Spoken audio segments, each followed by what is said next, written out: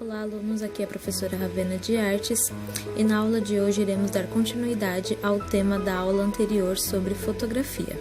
Vamos iniciar então com um breve resumo sobre a aula anterior, focando os principais assuntos abordados. Iniciaremos então com a precursora da câmara fotográfica, que foi a câmara escura, onde o seu primeiro registro foi na China, em 500 a.C. Muitos artistas da antiguidade usavam essa técnica para criarem muitas de suas obras. Um desses artistas foi Leonardo da Vinci. Em meio a tantas descobertas sobre a fotografia, foi comprovado que a luz era responsável pela fixação da imagem e não o calor como se pensava. E em 1802, Thomas Wedgwood obteve êxito em impressão de sombras de folhas e plantas em couro branco. E então, a partir daí, se dá início à nova era da fotografia, onde Giuseppe Niepce tentou, por meio da câmara escura, obter uma imagem permanente, deixando uma de suas placas expostas com cloreto de prata e ácido nítrico por 8 horas dentro da câmara escura, onde obteve a primeira fotografia permanente do mundo, a janela de Lagrange. O processo foi batizado por ele de heliografia, que significa gravura com a luz solar. Com tantas descobertas e desenvolvimentos, chegamos à criação do primeiro equipamento fotográfico, conhecido como de daguerreótipo, criado por Louis-Jacques Mandet Daguerre. A partir daí, se dá início a mais uma nova fase da fotografia, onde são criados vários estúdios fotográficos para que as pessoas pudessem registrar seus melhores momentos. E assim como houve captura de imagens de pessoas felizes e famílias unidas, também podemos nos deparar com imagens marcantes registradas por Roger Fenton, um pintor que migrou para a fotografia e foi contratado para registrar imagens da Guerra da Crimeia. Foram 350 imagens registradas daquele momento. E é a partir daí que se deu a criação das categorias fotográficas, onde será a nossa deixa para iniciarmos a aula de hoje. Iniciaremos então esse tema com uma simples pergunta. Você sabe quais são os tipos de fotografias existentes? Não? Então vejamos a seguir. Antes de vermos as categorias, vamos ao cotidiano e à fotografia. A fotografia do cotidiano pode ser utilizada para compreender como andam diversos fatores de um determinado lugar, como política, economia, geografia, educação, relações históricas, étnicas e morais.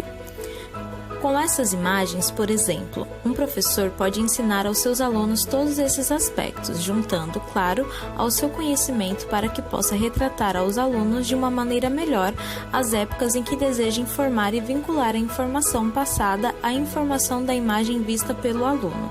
Vejamos então as categorias, começando pela fotografia investigativa. A fotografia já foi e ainda é muito utilizada para ajudar em casos policiais, militares e outros tipos de segurança em geral. Com essas fotografias, era possível planejar ataques, preveni-los e armazenar dados para formar uma informação relevante. Você já deve ter assistido uma série investigativa, não é mesmo? É bem comum nessas séries aparecer legistas ou demais profissionais tirando fotos do local do crime. Isso porque serve como forma de armazenar aquela informação ou utilizar para estudar posteriormente. Conhecendo o fotojornalismo. Você já reparou que quando vai ler o noticiário tem alguma foto impactante que demonstra qual o teor da matéria? No caso do fotojornalismo, a imagem deve dizer mais do que as palavras. O fotojornalismo possui 4 gêneros, vejamos quais são eles. Fotografia social, que são fotografias de políticas, economia, acontecimentos regionais, estaduais ou nacionais e fotografias de tragédias. Fotojornalismo esportivo.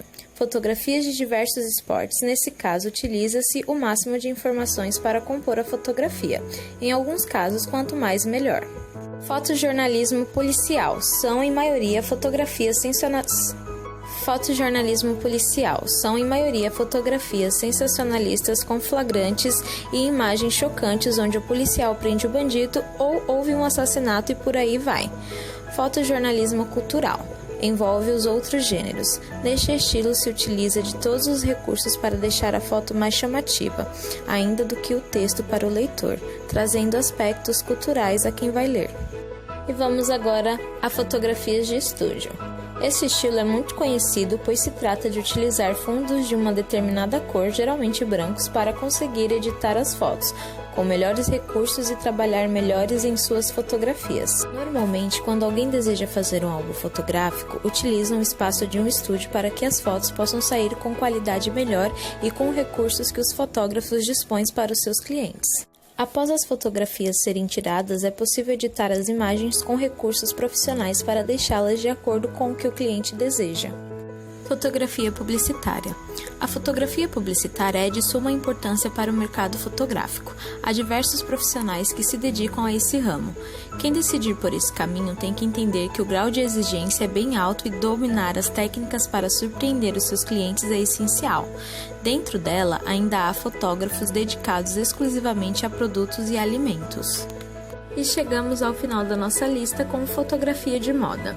Talvez uma das áreas que tenha mais demanda, pois é o segmento que produz para catálogos e revistas de moda. Pode ser confundido ou até mesmo ser encaixada na fotografia publicitária. Para executá-la, é preciso apurado senso estético do profissional para vender o produto sem perder o lado artístico. Normalmente, há uma grande equipe que trabalha nesses editoriais, com mais de um fotógrafo e assistentes. E aí, descobriu qual desses tipos de fotografia você mais gosta?